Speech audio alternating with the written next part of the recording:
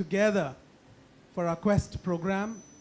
To start the proceedings, may I request our beloved S.K. Mathew, sir, to start with a word of prayer.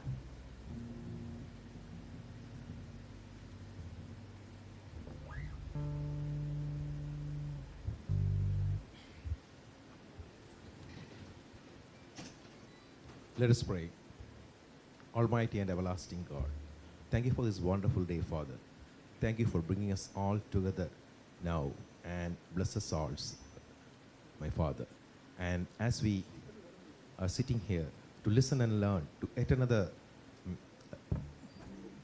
miraculous healing, guide us and let us all work together for the glory of this institution. In the name of Jesus we pray. Amen. Amen.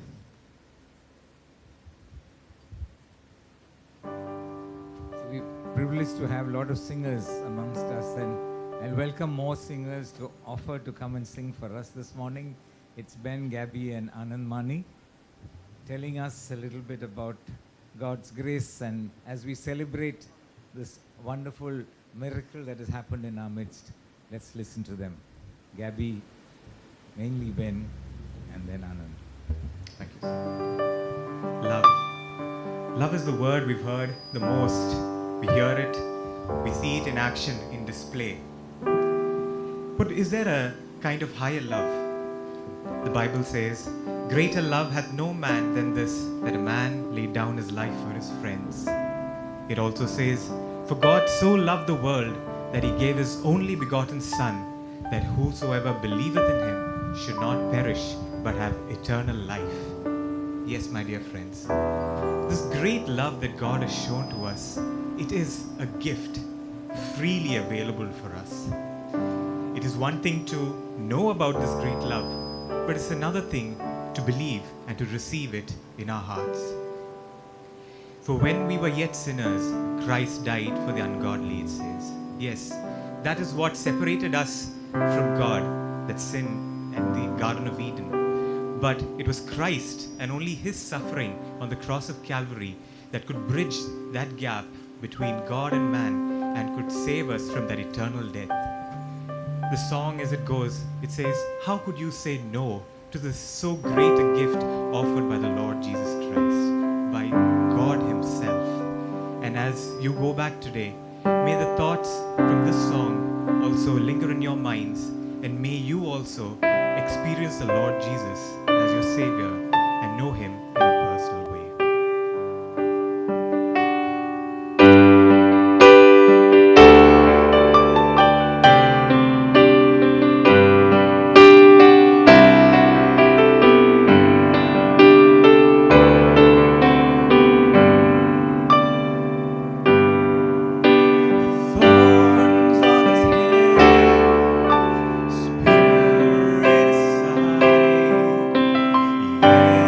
Was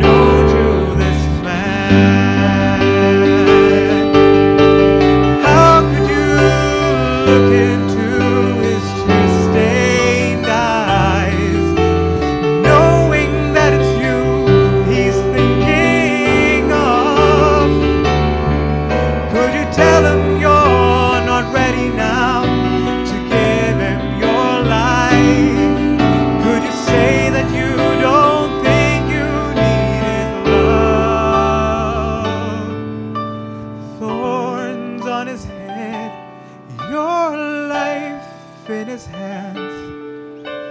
Is there any way you could say no to this man?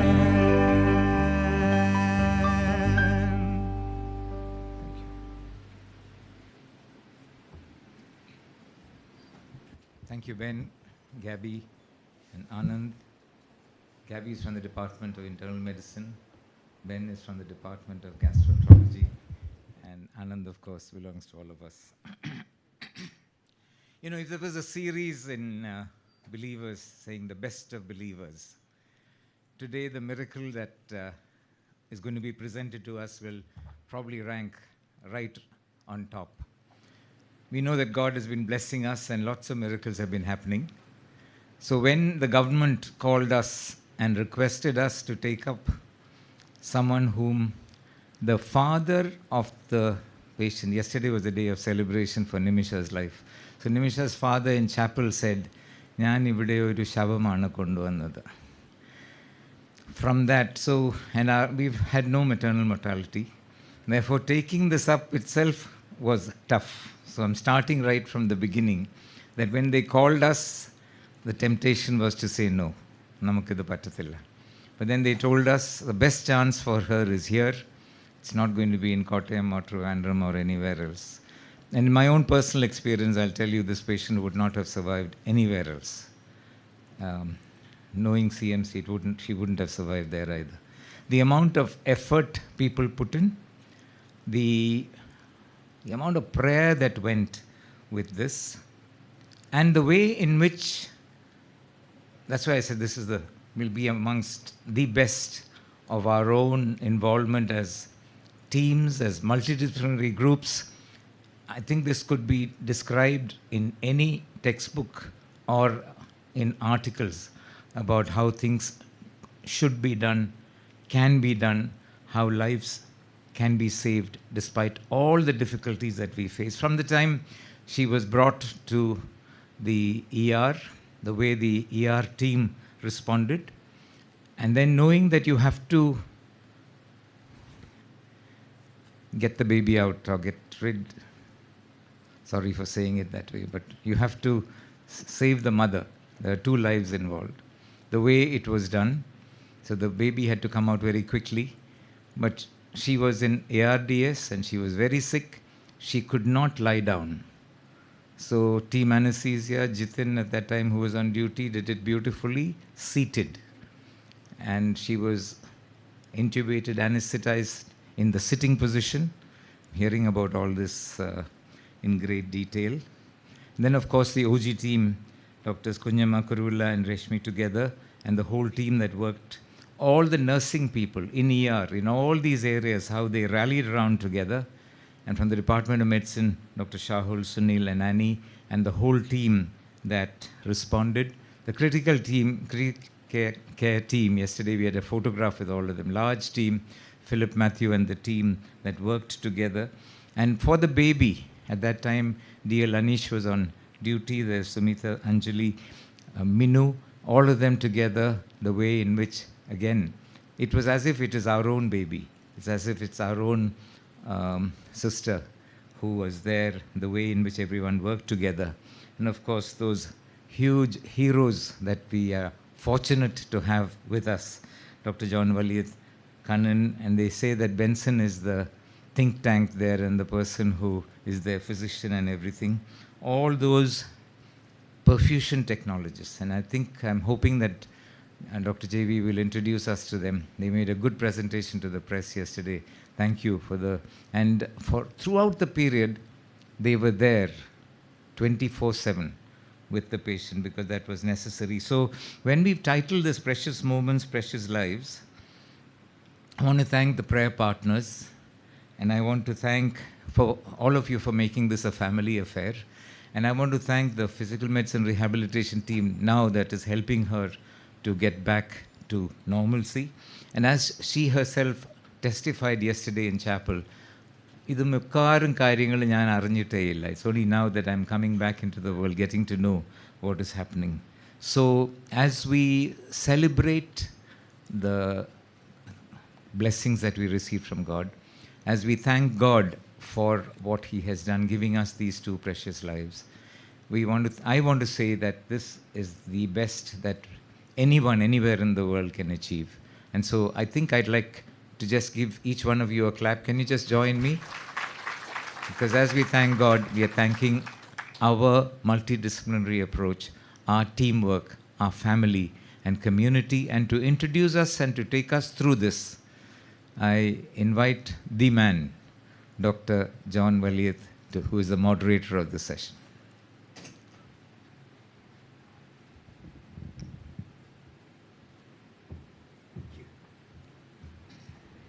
Thank you, our beloved director.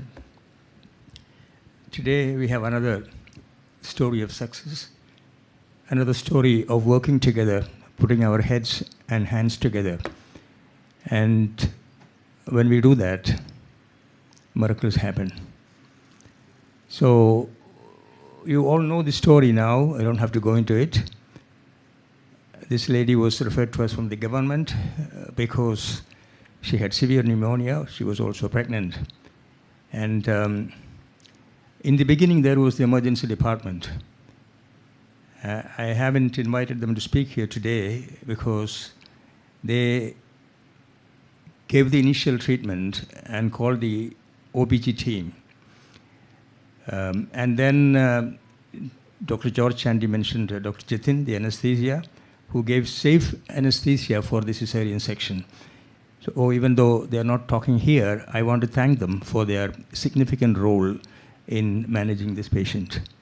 So to start with, I would invite Dr. Kuruvilla. He is going to talk about the philosophy of treating someone with severe acute lung problem and who is pregnant. Dr. Kuruvilla.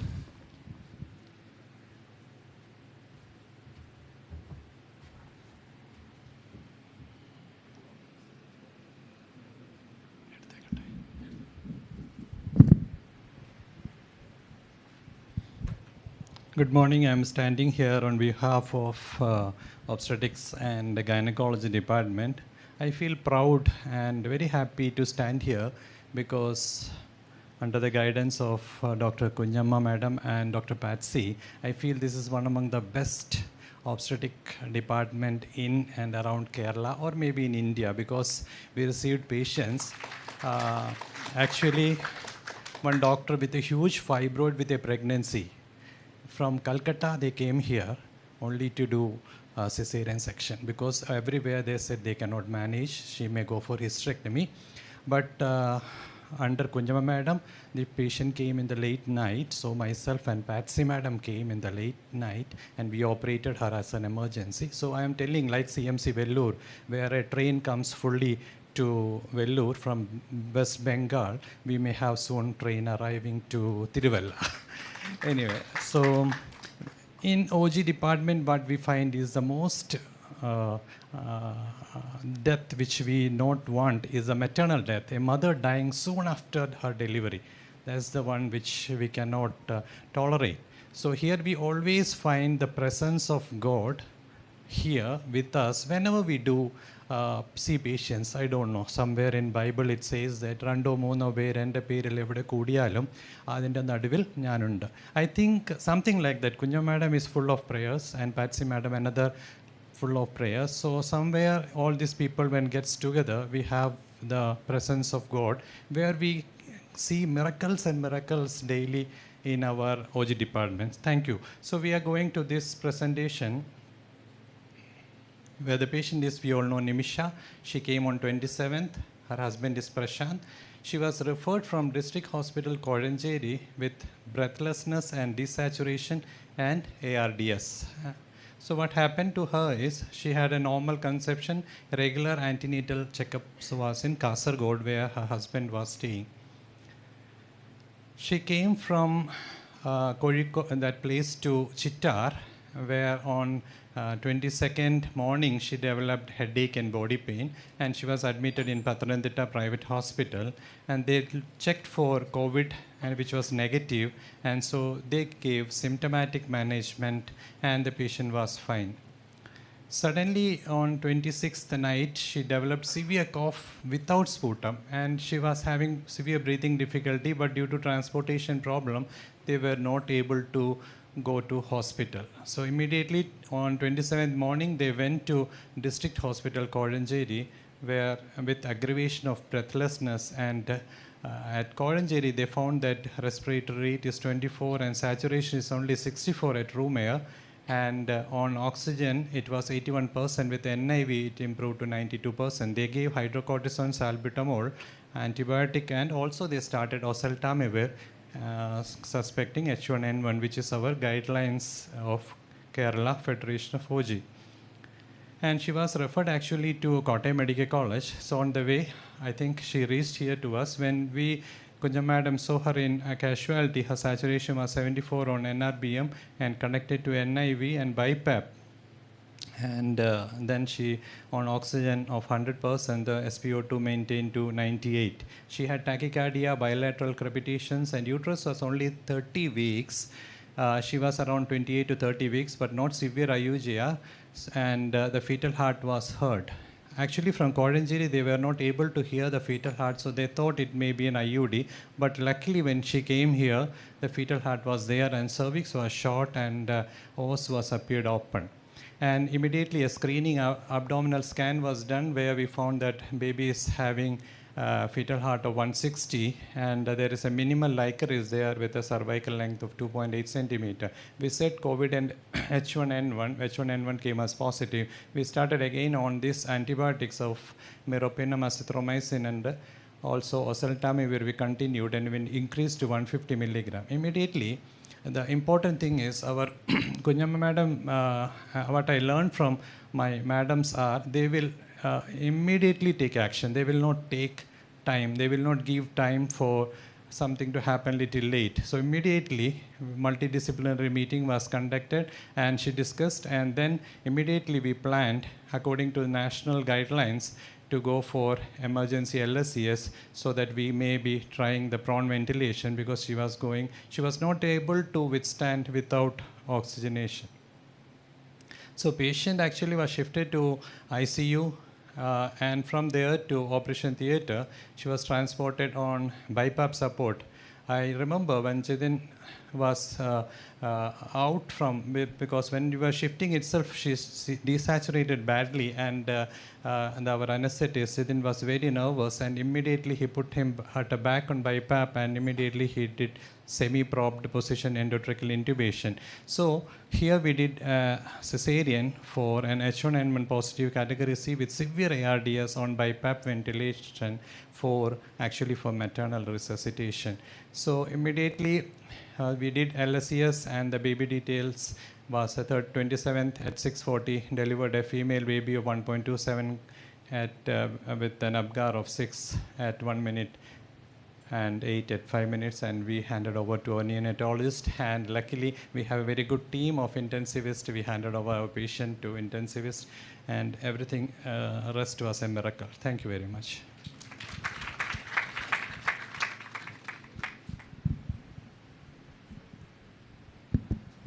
Thank you, Professor Kuruvilla, for that wonderful work you did.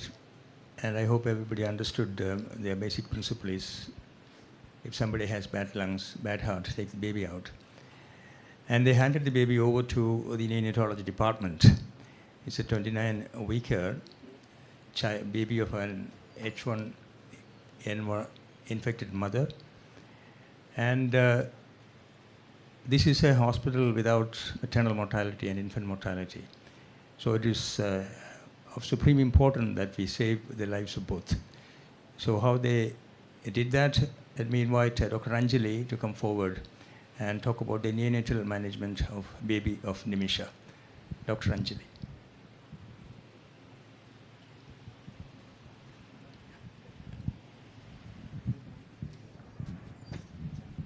Dr. Anjali is one of those amazing young people who have already blazed the trail in North India before joining us.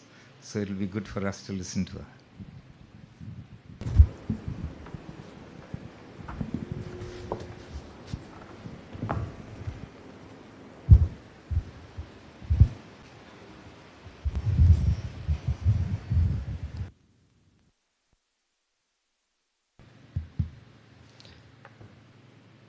Good morning, everyone. My name is Dr. Anjali, currently doing my senior residence in the Department of Neonatology. So as we all know, today we have gathered here to discuss the miraculous recovery of Nimisha and her baby. So this picture is quite an emotion-evoking moment that we had in our NICU 2 days back. I know that all of you have seen this picture over the last 2 days. So in this picture, we can see Nimisha holding her baby for the very first time after 28 days of her birth. So it was really a moment of success in our unit when we could successfully give her baby in her own hands.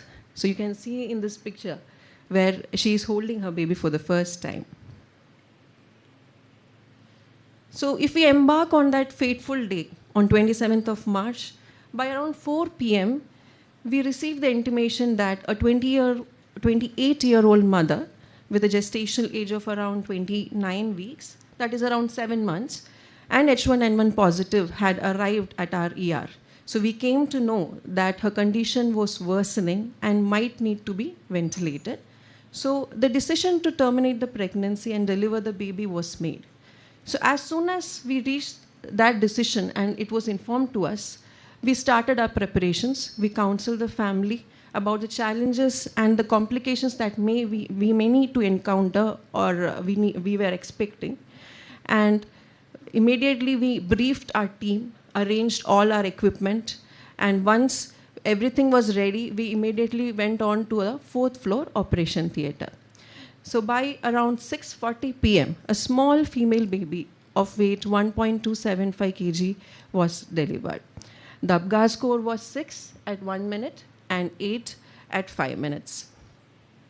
So immediately after the birth, the baby had a weak cry and the peripheries were quite cyanosed. We could see the baby was struggling to breathe. Immediately we started resuscitation using Neopuff.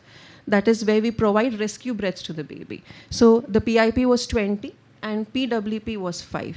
So even though we were giving the rescue breaths, the color improved, but the respiratory distress was persisting. We could see the saturation was around 80 to 85% on the monitor.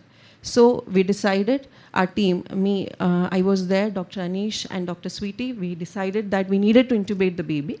And the baby was intubated with an ET tube of size 2.5 and fixed at 6.5 centimeters. As soon as we could stabilize the baby, we shifted the baby to the NICU in our transporting unit.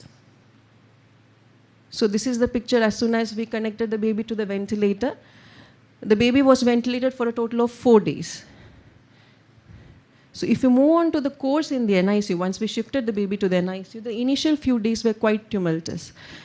In the first day, we could see even the baby was on the ventilator, the distress was persisting. So we decided that we had to administer surfactant. So it was administered at 4 ml per kg. The baby was also started on IV antibiotics and IV fluids, and central lines were established via umbilical artery and umbilical vein.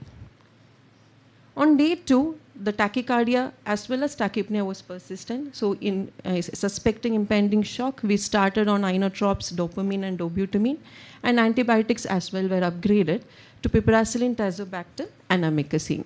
Suspecting a PDA, we did 2D echo was done, and paracetamol was given for the PDA closure as well.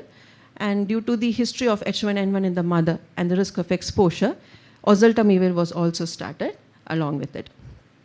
So this is the first X-ray that we did before the surfactant administration and giving the paracetamol. As soon as after X-ray, you can see there is much difference. There was ground glass opacities in the first one, while the second one, after all the interventions, there is significant improvement in the respiratory status. A PRBSC transfusion was given in view of low hemoglobin. Inotropes were gradually tapered and stopped. And by postnatal day 4, we could extubate the baby, and the baby was put on nasal cannula. Simultaneously, feeds were also started and gradually hiked up. IV antibiotics were given for a total of 5 days, as all the cultures that we sent came out to be with no growth. Phototherapy single surfers had to be given for 24 hours on the day 5 in view of hypobilirubinemia. So thankfully, by postnatal day 13, we could wean the child off all oxygen sources. The baby was off O2. Though we had an incident of mild field intolerance, we could manage it with hourly feeds and slow hiking up of the feeds. And by postnatal day 13, kangaroo mother care was also initiated. And as the mother was not available due to her illness, thankfully the grandmother stepped up and provided the KMC. So the challenges that we had to face during this journey was, we were faced with a family who were actually encountering an unexpected medical emergency that was life-threatening to both the mother and the child. And for them to be burdened with that decision-making responsibility for both the mother and the baby, we also found it difficult to face them and to make them understand. But thankfully, they were a very understanding family. And we saw in this occasion how all the departments came together and joined hands and moved forward. So that was really a gratifying experience that we could see in this experience, in this journey. And the next was where there were many logistic issues and financial implications. And the only message that we got from the management was to just go ahead and put all our efforts in saving the baby as well as the mother. So that was the biggest support, the strongest support that we could have got in this journey. And as well as we know it, the child is a preterm baby. So our emphasis is always to start the feeds as early as possible. So owing to Nimisha's condition, the express breast milk availability was a concern as she was on multiple medications. So, and how to increase the feeds till we could come to the full feeds. So that was again one of the challenges. Similarly, kangaroo mother care had to be initiated, but the grandmother was there to initiate the KMC as well. And long NICU stay, again inevitable when the baby is a preterm baby. So these were the few challenges that we had to face along the way.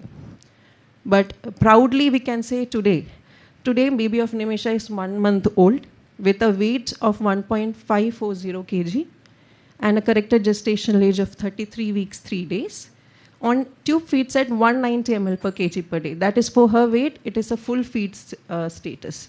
And only on oral supplementations, no IV medications, no IV fluids.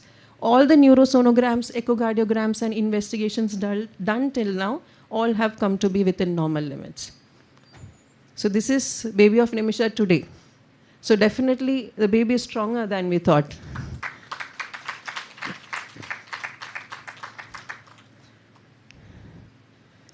Now when we move on, then it is my presentation is quite incomplete without expressing my gratitude. Definitely I would start by thanking God Almighty for showering His blessings upon this mother and child along with all the healthcare staff who took care of them. The management who gave their wholehearted support and a shoulder to share our burdens. I would also express my thanks to the family for being understanding and putting their belief in our team.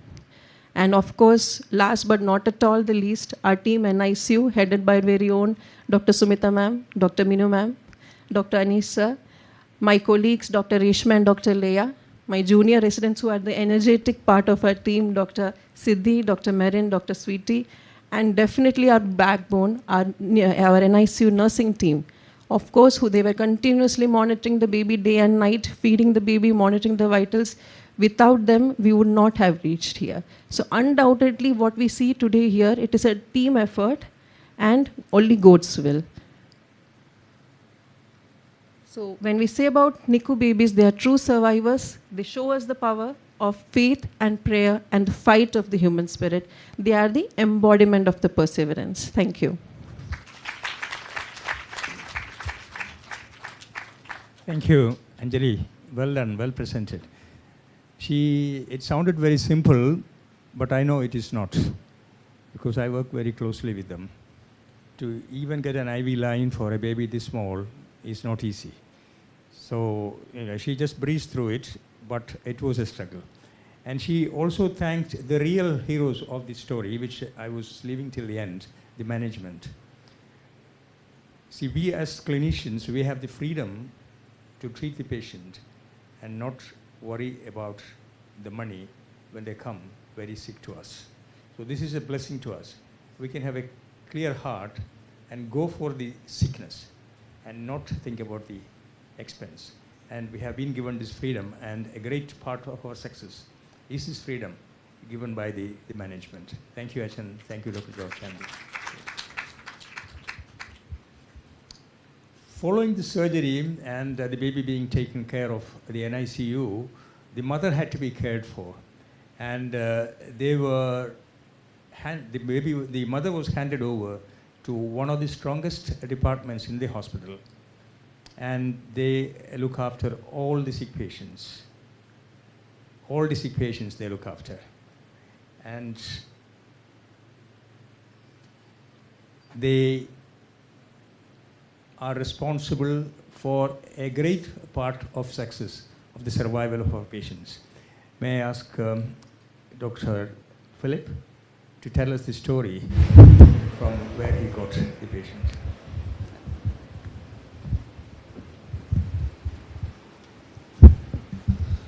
Thank you, sir. Good morning, everybody. We have heard the first part of the story. I'm just moving on from the last line here. So we get a call, and many times the beauty of our ER is when they anticipate a sick patient, they give us a call. I mean, if it is to ICU, they give us a call, or to each department. I've realized that every department has had their share of calls, and they've discussed what to expect, what to anticipate, what to be prepared for. So we got about half an hour to set our unit for a very sick young female. We are really scared when we hear of H1N1. We are really scared when we have a young patient with very poor saturation, because we have seen from COVID, a young patient coming with severe ARDS is going to die. 80-90% of them are going to die. So there's a baby in the tummy, we won't be able to ventilate, and I had the opportunity to go down and receive the patient as the patient was brought into the ED.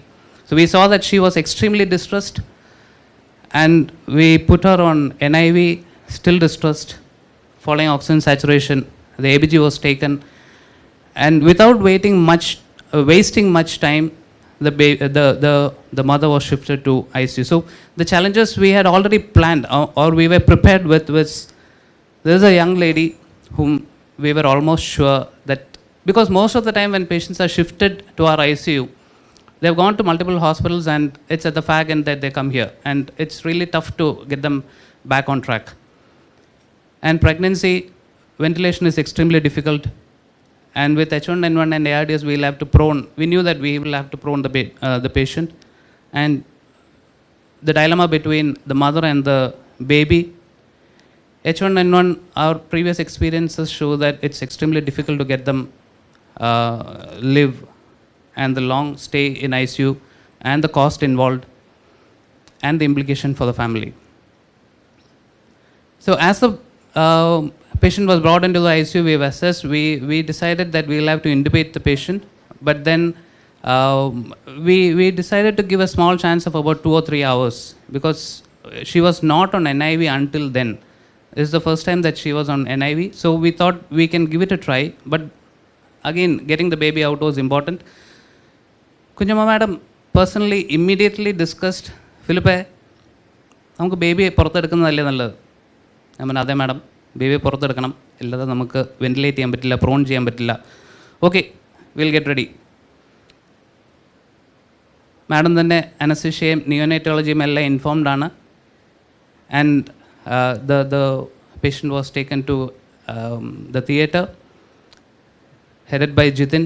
The team handled it extremely well, because each and every point is important, because മുമ്പേ പറഞ്ഞ പോലെ ആ NIV മാറ്റിയാൽ ഉടനെ the patient desaturates. If there is a delay in intubating that patient, we lose both of them. And we just have a very small window. That is the significance of what Jitin did, and assessing how difficult that situation was.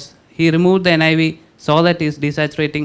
If she lies down, we wouldn't have FRC, we wouldn't have the lung capacity and intubate the patient. So very thankful for them, the team, to get a safe anesthesia and get her back to ICU. So the Nimisha came back to ICU, she was ventilated. We had already decided that we'll prone her, and we proned her. Again, the ABG is still bad, it's not at all improving. Acidosis is worsening. If you see pH was 7.2 that night, our normal pH is 7.4. Carbon dioxide was 53. Normally we have it around 30. Oxygen saturation for us in room air without oxygen, the partial pressure of oxygen should be more than 100. And she had, with 100% oxygen, only 62 millimeters of mercury. And the PF ratio, during COVID, we were always talking about PF ratio less than 100, more than 200, more than 300. All of us have more than 200 in room air. But she had only 62 with 100%. The best part was that she was hemodynamically stable. She didn't have any BP fall. But again, the ABG was worsening.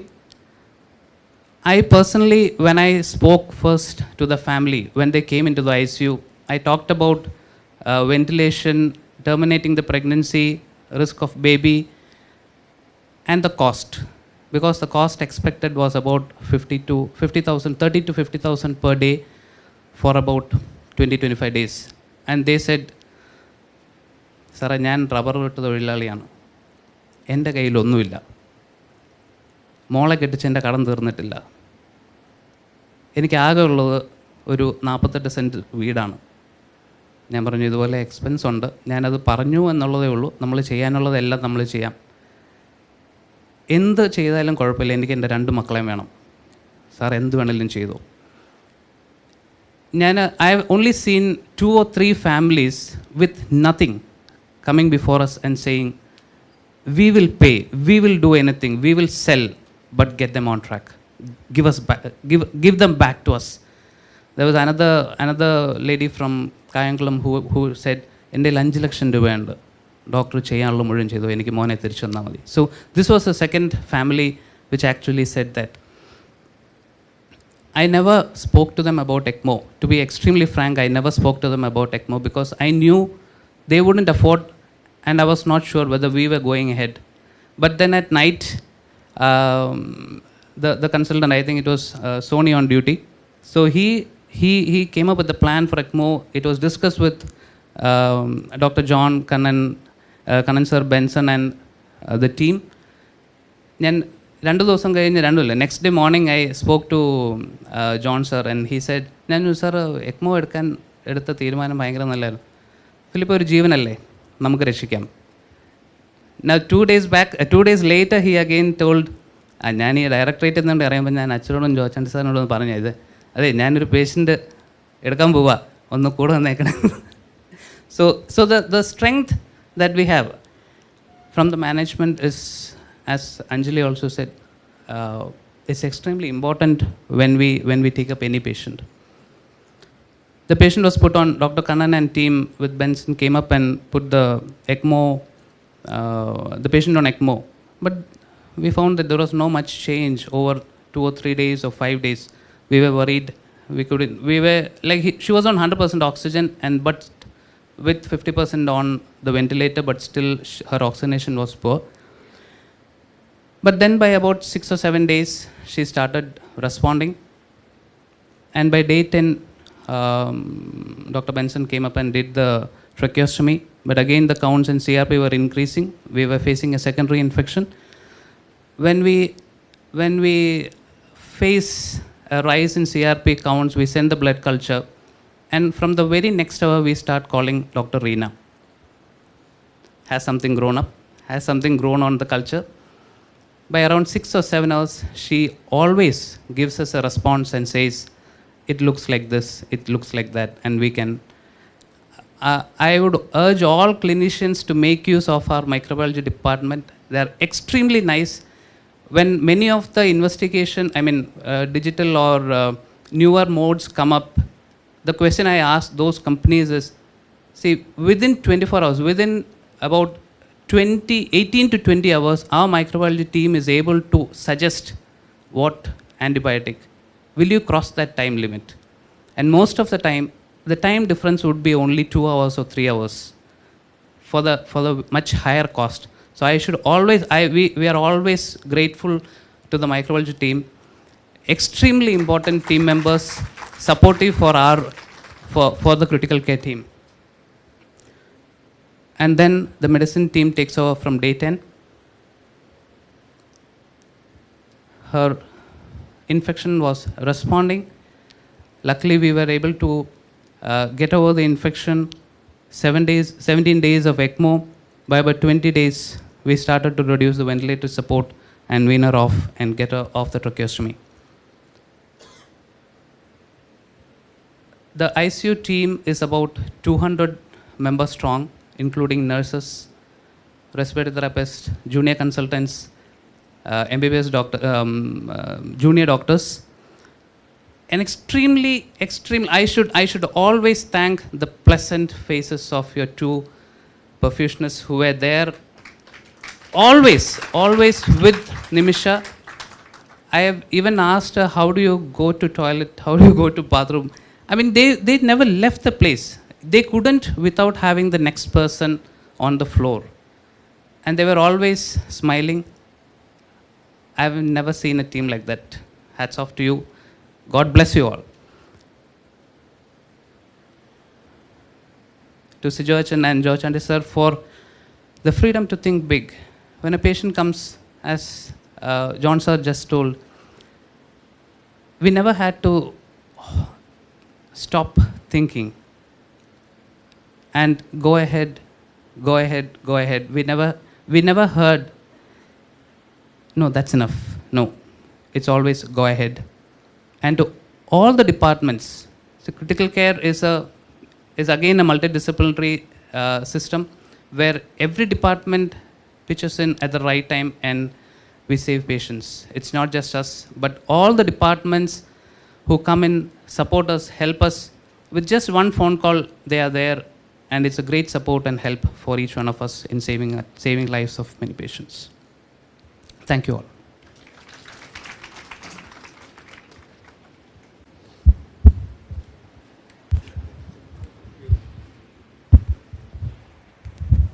Thank you, Philip, for that wonderful presentation and the difficult journey you went through. We all appreciate that. Now, we got a call from the intensivist that there is a patient who needs ECMO, and she's 27 years old, mother of a newly born baby, and they are not able to maintain the oxygenation, would be considered ECMO. Now, ECMO is not the treatment for pneumonia. If anybody thinks that ECMO saved her life, you are wrong. ECMO only kept her alive while the intensivists, the physicians, the respiratory therapists, and the physiotherapist treated the patient's illness. So our role was to keep the patient alive and give them the time to treat the serious illness. And our focal point most of the time is Dr. Benson. Whenever there's a crisis in the hospital, they call Dr. Benson. And he gets in touch with us. That is how things work. And I would request Benson to come up and describe to us how he dealt with and how he managed all of us, including myself and Dr. Kannan, and also our perfusion team.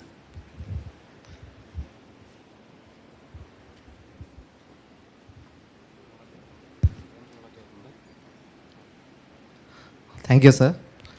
Good morning to everybody. First of all, I would like to thank George Andy sir and Sijochan for giving us the green signal to go ahead with this costly affair of ECMO. It's a costly affair actually. The initial part of consumable and all costs around 4 lakhs plus daily expenses cost around 35,000 per day. That is excluding all the ICU charges and everything. So we were in a confusion whether to go ahead because of the financial burden on the family who are actually economically weak. But there was no question of this, and we had an immediate answer from the management. So great thanks and gratitude for the support from the management side. So ECMO or extracorporeal membrane oxygenation. So this is a bridge to life. It's basically a temporary support of a patient who is too sick but who has a chance to recover. So in BCMCH, over the last 4 years, we have instituted around 7 ECMOs. Out of them, 4, there are 2 types. Like there is a veno-arterial and there's a veno-venous type of ECMO. So out of that, we have done 4 veno-arterial, 3 veno-venous. 4 patients had full recovery and are leading a normal life. There was 1 case of mortality, that was a very sick patient. Rest 2 were successfully weaned off ECMO, but had unrelated death due to stroke. Like after the weaning, 3-4 days after, one had a stroke, another had limb gangrene and sepsis. So we had a good outcome for all these patients, most of the patients. So what is extracorporeal membrane oxygenation? I'm just giving a brief outlook for your information. So it's basically a pump which will take over the work of a failing heart. If a heart is failing, so it will take over the work of a failing heart and the lung. And if the lung is failing, it will take over the work of the lung. So we have 2 types, a veno-venous ECMO, which is used for a failing lung, where you have an artificial lung which takes over the oxygenation work. And in the case of a failing heart, both the work of the heart and the lung is taken over by that machine. So that you take over the blood from the venous, get it oxygenated and pump it back to the artery here. So this is the ECMO machine which we have. You can see it displayed on the stage. It has a console, it's a temperature regulator, and there's a centrifugal pump. So in which cases do we put? So I'll be speaking about veno-venous ECMO basically, because that's what we use for Nimisha. So the main indications are basically respiratory failure which can be considered potentially reversible. That is the most important condition. So the patients having a preserved cardiac function can be considered for ECMO if they have a hypoxemic respiratory failure with persistent low PF ratio of less than 80 despite optimal management with a mechanical ventilator, or a hypercapnic respiratory failure which has a unrelenting refractory hypercapnia in spite of optimal mechanical ventilation. So these conditions can be encountered with ARDS. You can have in lung contusions, trauma, lung hemorrhage. You can have different conditions like post-graft, like lung transplantation. All these conditions, you can encounter these conditions. So how do we assess to go on to put in a patient for ECMO? So basically, mainly we use a score called a Murray score, where 4 parameters are taken into consideration. There's the PF ratio, the number of quadrants on the chest X-ray which are involved, the PEEP and the compliance. So accordingly, we take an average score of all these 4 parameters, and if we get a point of more than 3, so it's an indication for ECMO. So in a simplified manner, what do we actually do? So we actually take the blood from the venous system, from the main, like here is the inferior vena cava. We use a cannula to take the venous blood flow from the inferior vena cava through the femoral vein, run it through a centrifugal pump, oxygenate it through an oxygenator, and pump it back into the another vein. So here it's a jugular vein. So this is what we employed for Nimisha. So you can see here there are 2 cannulae. Here there is a long venous cannula which actually reaches the hepatic IVC. For Nimisha we used a 25 French venous cannula.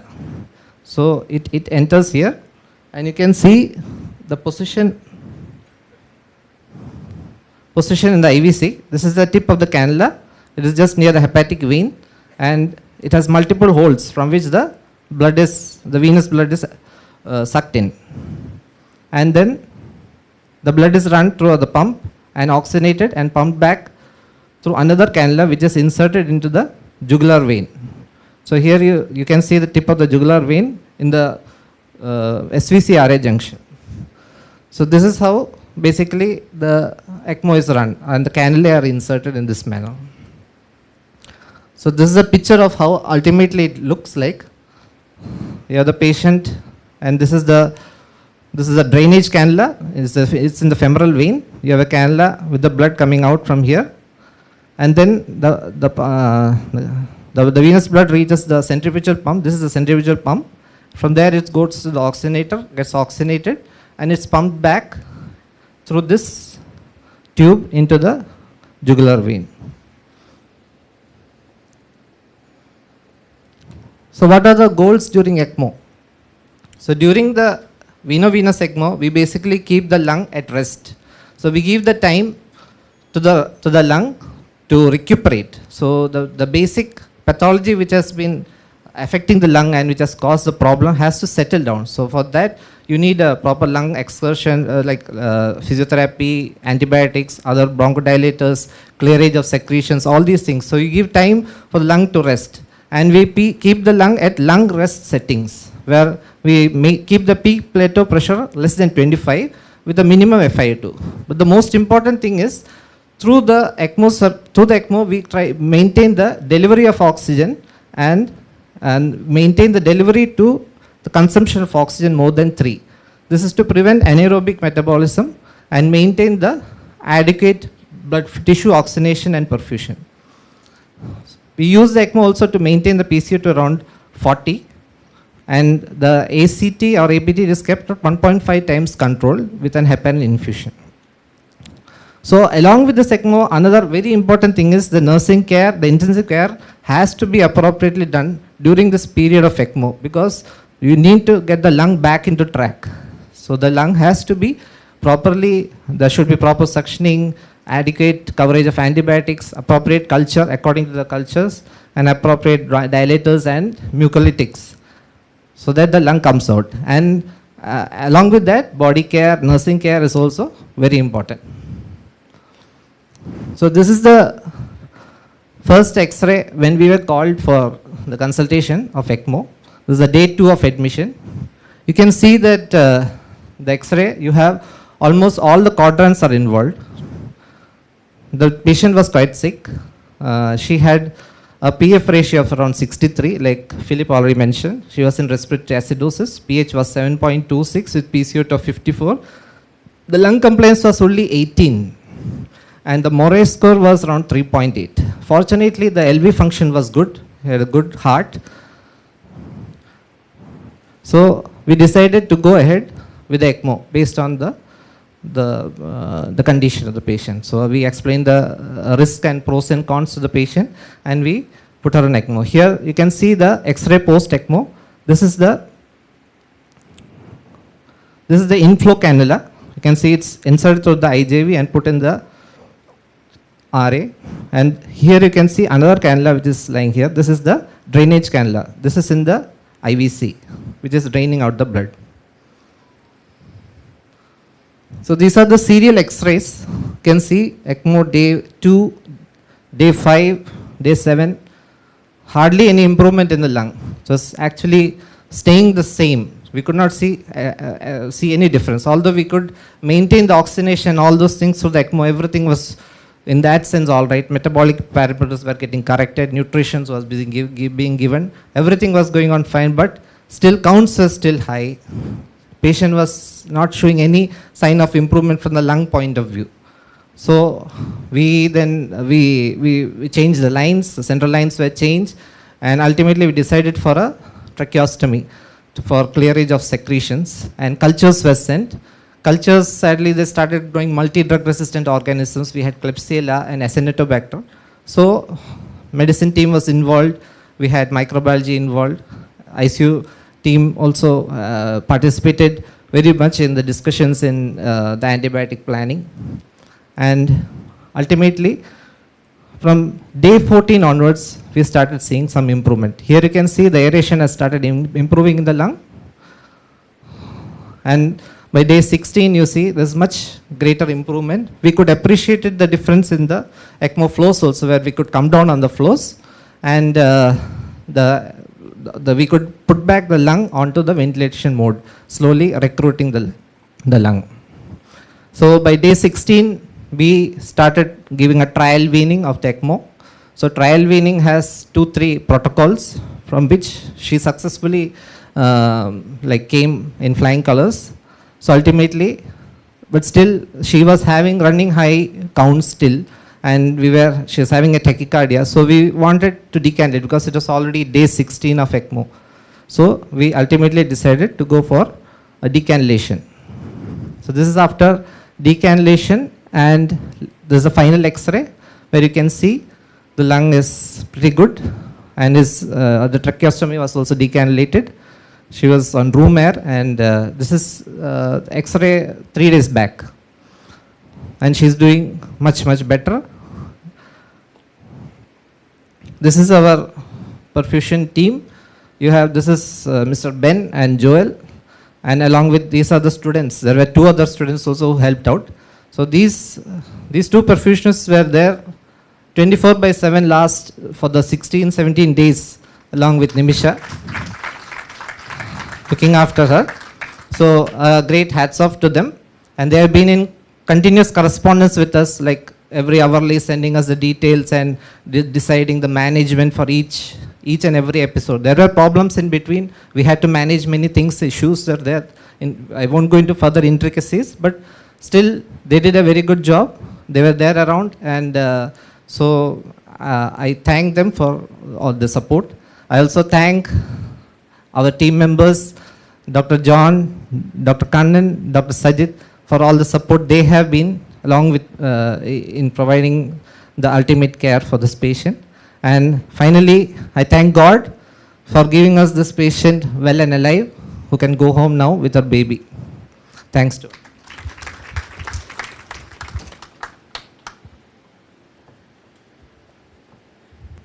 Thank you, Dr. Benson, for that excellent presentation. And you see somebody sitting there, he's the hero. That's the ECMO machine. And actually, Dr. Philip said it costs about 50,000 per day. But to start the ECMO, we need to have a disposable set, oxygenator, tubing, pump head, and all this costs how much, Ben? 3.5 lakhs. So to start the ECMO, since we have the pump here with the machine here, it's 3.5 lakhs. And then on top of that, it costs 50,000 per day. Ben, can you come up and show the parts of the ECMO machine to the...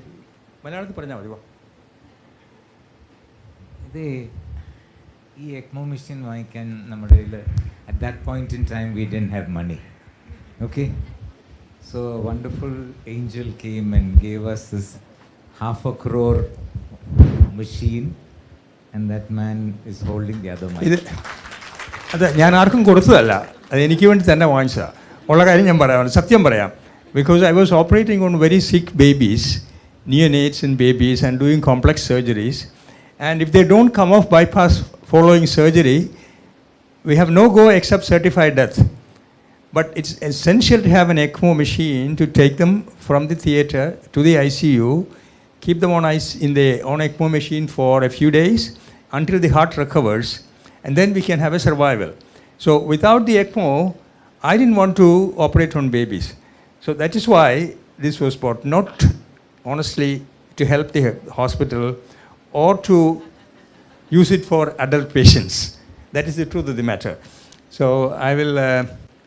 But we'll still give him a big hand. Thank you. കാണിച്ചു കൊടുത്തത് എൻ്റെ എവിടെയാണ് pump ഹെഡും കൺട്രോളും എവിടെയാണ് connect ചെയ്യുന്നത് കാണിച്ചു. It's the main control unit, and it's the pump unit, and it's the thermal unit which controls the temperature of the patient, and it's a centrifugal pump. It's the pump head is connected here, and one oxygenator is here. This is the ECMO oxygenator holder. അവിടെ അത് ഓക്സിജനേറ്റർ അല്ല, disposable set അവിടെ connect ചെയ്യും. And this is the control unit where we controls this RPM and ECMO flows. And this is the blender. Here we control the FIT and the sweep gas. This is the main parts of this machine. Thank you, Ben. You saw the photo of what Benson showed when it's actually in function. We also have the facility to filter and remove fluid from in case there is a fluid overload, we can filter on the ECMO and remove fluid. So thank you. Thank you very much, Ben. But the real people who manage this patient are the physicians. They are the ones who treated the patients while the ICU and the cardiothoracic team sustained life. The basic disease was treated by the physicians. So I request the real heroes of this story, the physicians. Thampi is going to present their side of the story. Thampi.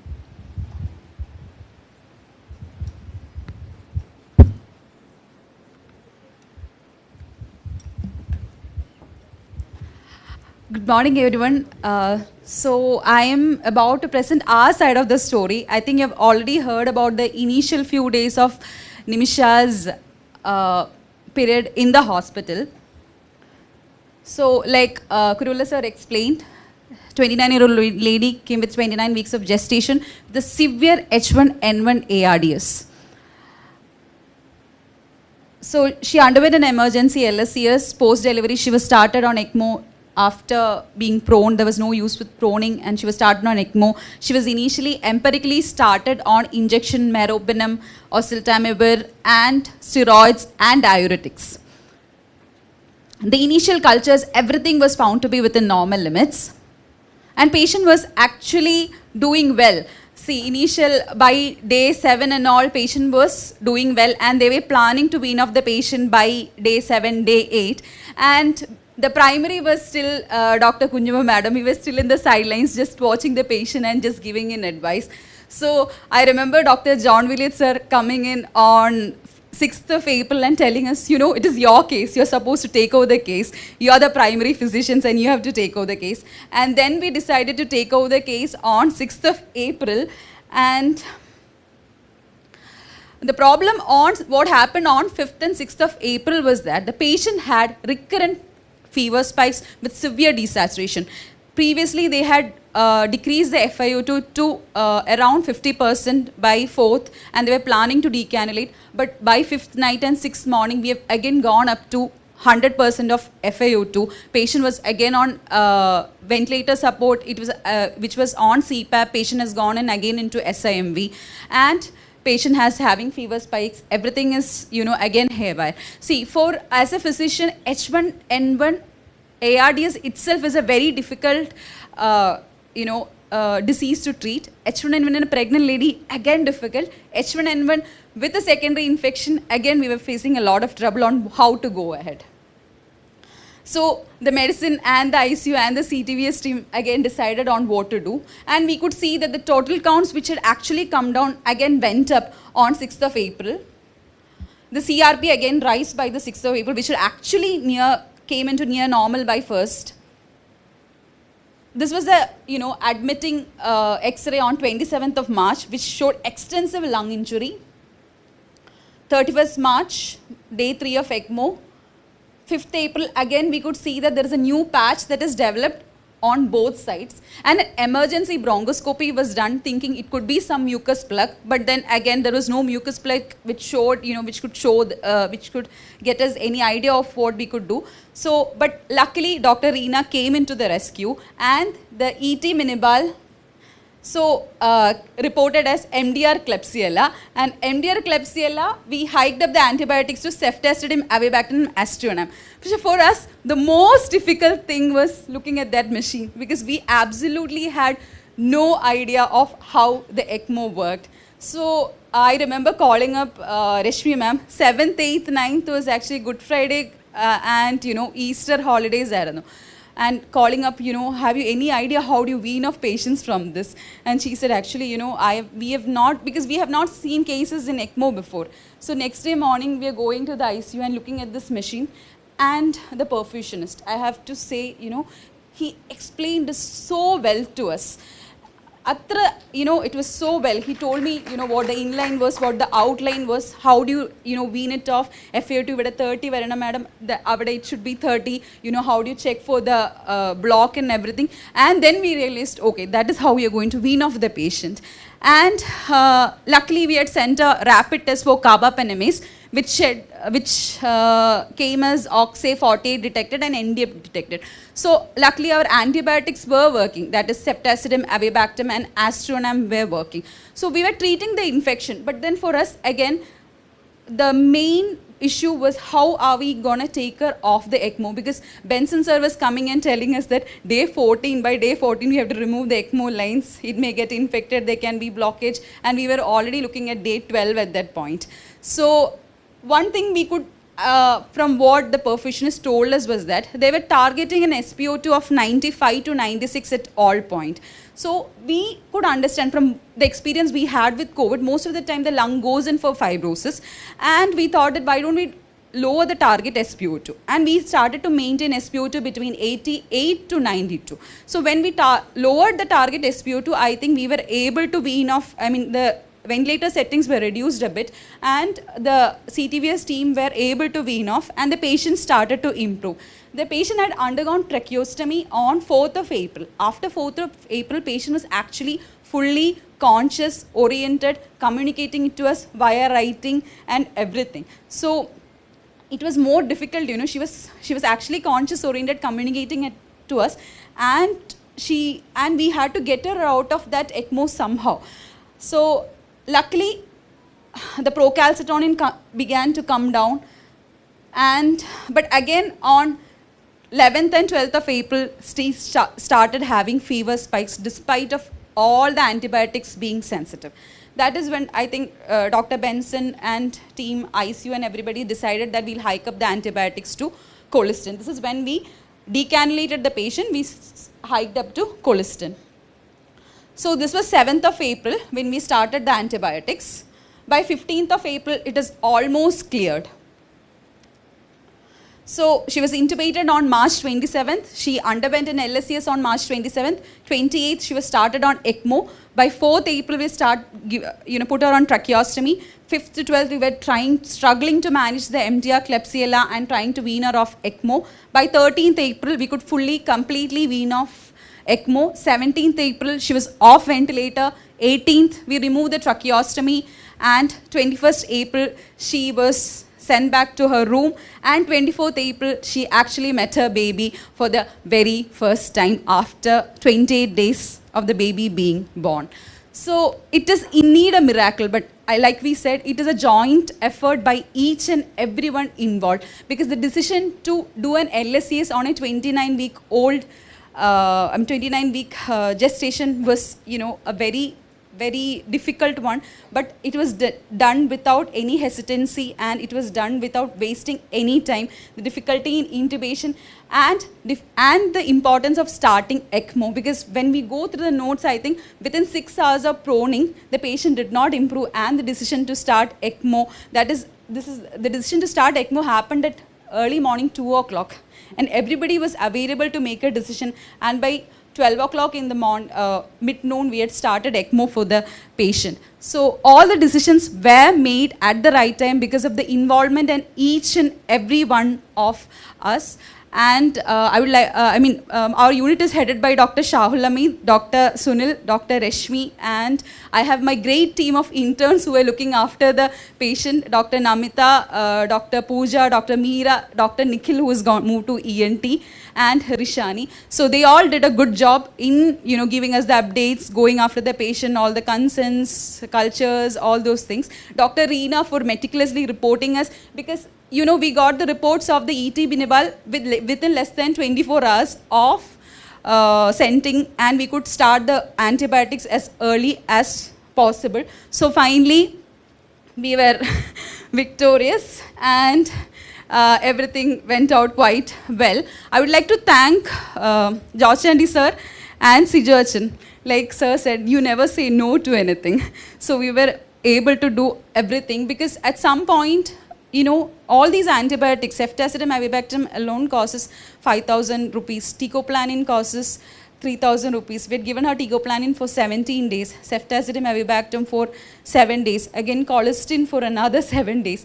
So at no point see, normally when we give it to one patient, we have to counsel the family regarding the cost of it, regarding the financial burden of it. But luckily, at no point we did have to speak that to the patient, and like they said, the patient's family fully trusted us, because when we were telling them, see, we have got a secondary infection right now and we don't know whether she's going to make it or not, they said, you do whatever you can, we have faith in you. So that is something that we learned, and again, ECMO is a new lesson for us. So we hope that we could have further miracles in BCMCH with such good inter-department teamwork. Thank you.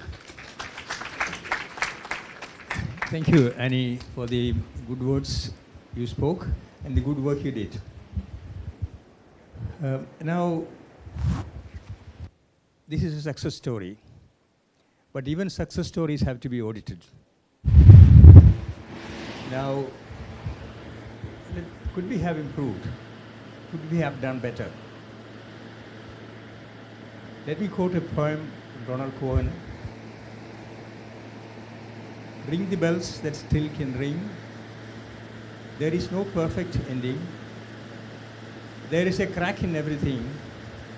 That is how the light gets in. That is how the light gets in. So there is a crack in everything which lets the light in. So let the cracks bring the light in. Let us think about whether we could have improved the management. One of the weaknesses or problems I noticed in our system is that the primary physician system. The primary physician for this patient was Dr. Kujama. They did their job perfectly. Emergency cesarean, took the baby out, handed over to the NICU. Their role is over. And then the patient needs to be treated for pneumonia by Dr. Shahid Hamid and his team. But the patient was still under Dr. Kunyama. So I started getting worried. Myself and Dr. Kannan and Dr. Benson and everybody who's involved, we started getting worried because the lung is not improving.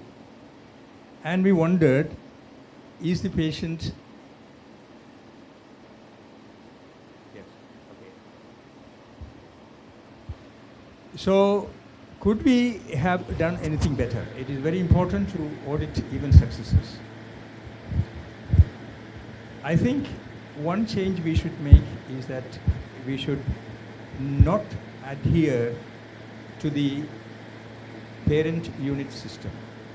We should be open-minded about handing over to the next department who has to treat the main illness, and the next department should be open-hearted enough to accept the patient and go all out. So this is one thing I have to say. And I'm sure we all did well, did our best. But I feel that we could talk to each other more openly and more cordially and discuss the case without feeling any barriers between departments. We are open to discussion, and I'm sure the physicians are open to discussion, OBG is open to discussion, and the ICU is always open to discussion. So I think we should talk. Rather than sometimes we do multidisciplinary meetings, getting all people together, I think a talk in the corridor is sometimes more effective than multidisciplinary meetings. So this is a final message I have to give. Let us talk to each other. Let us work together. Let us put our heads and our hands together, and we can expect more and more miracles in BCMCH. Dr. George. So to Dr. John and the whole team, a big thank you and a big clap for them. As we were doing all this year, some of our colleagues were in the north, the mission hospitals doing great things. So from next week onwards, we'll hear about that. But today, we have a star in our midst, whom we didn't find him yesterday. He went off to celebrate the one day Bharat with our Prime Minister. He's back here together in our midst, so we'll wish him a very happy birthday. And shall we rise and sing happy birthday to Achin? Happy birthday to you. Happy birthday to you. Happy birthday, dear Achin. Happy birthday to you. Thank you so much, everyone. Thank you so much.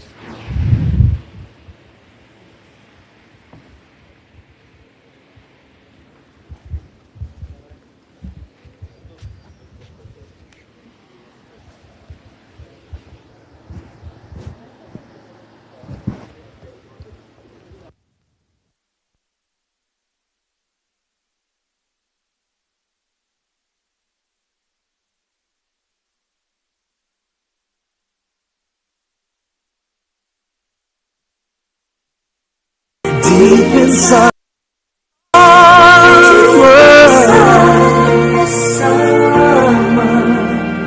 The warrior is a child.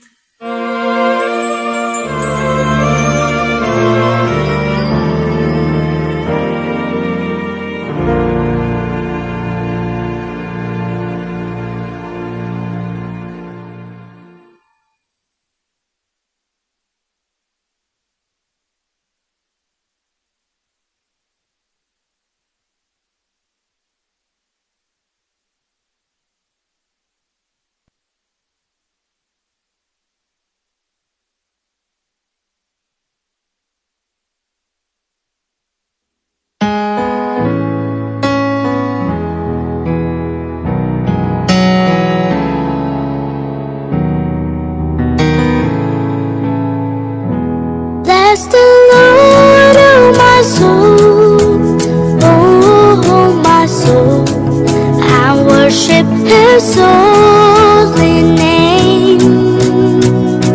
Sing like never before, oh my soul, I worship Your holy name. The sun comes up, it's a new day drawing. It's time to sing His song again. Whatever may pass and whatever lies before me, let me be singing till the evening comes.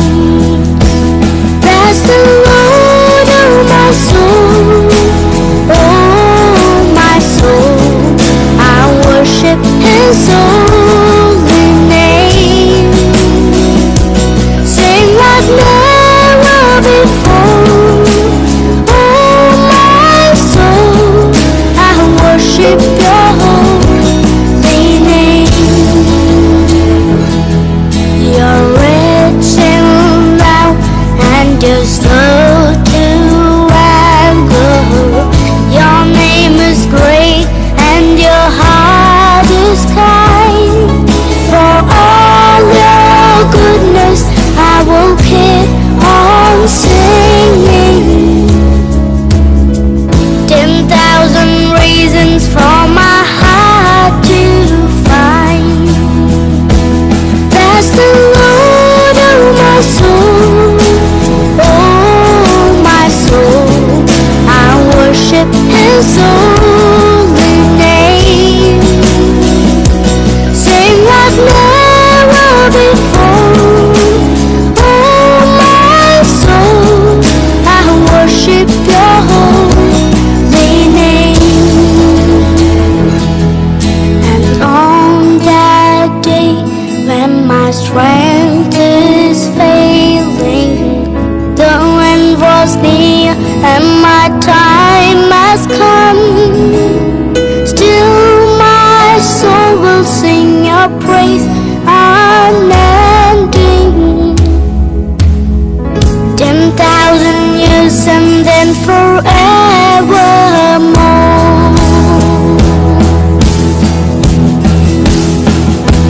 Bless the Lord, oh my soul, oh my soul, I worship His holy.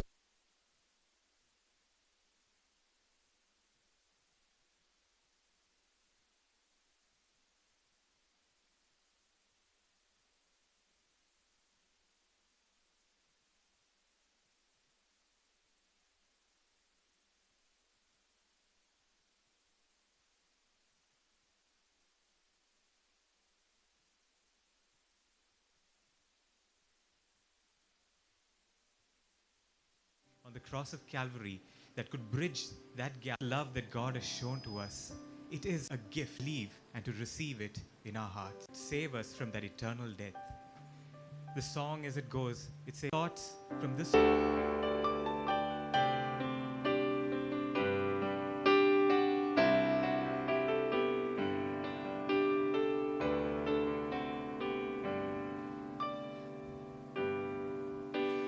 Thorns on his head, spear in his side, yet it was a heartache that made him cry. He gave his life so that you could understand. Is there any way you could say no to this man?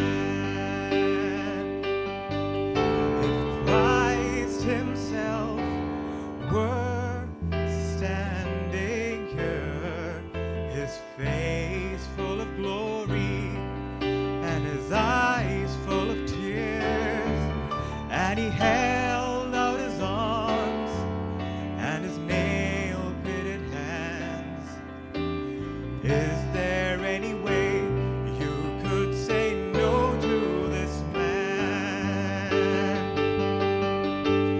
How could you look into his tear-stained eyes, knowing that it's you he's thinking of?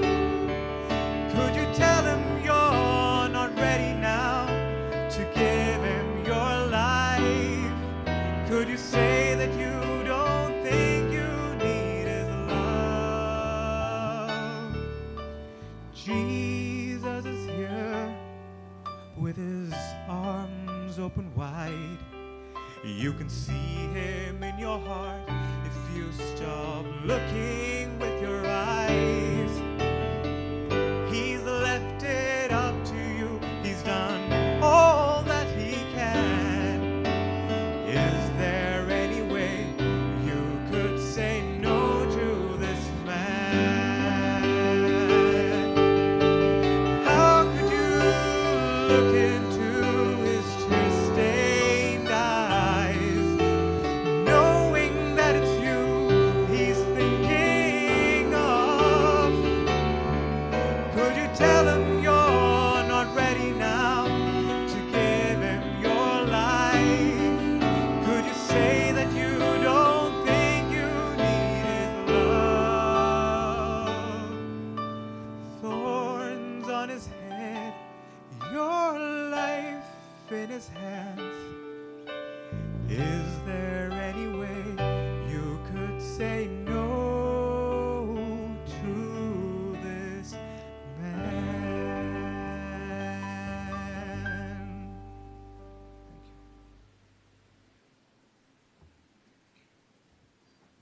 Thank you, Ben, Gabby, and Anand.